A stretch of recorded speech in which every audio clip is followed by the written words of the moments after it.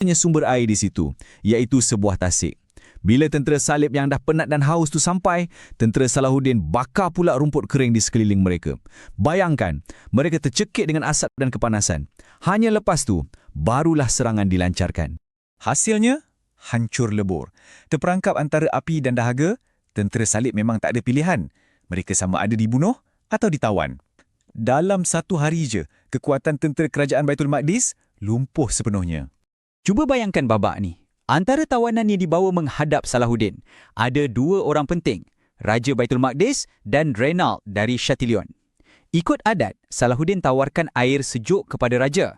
Tapi, bila Reynald yang angkuh tu cuba nak ambil juga, Salahuddin halang dia dengan kata-kata yang dingin. "Kamu bukan tetamu saya." Momen ni memang tunjukkan watak sebenar Salahuddin. Tengoklah bezanya. Si Raja, walaupun musuh, dilayan dengan hormat. Dan nyawanya diselamatkan. Tapi Reynald pun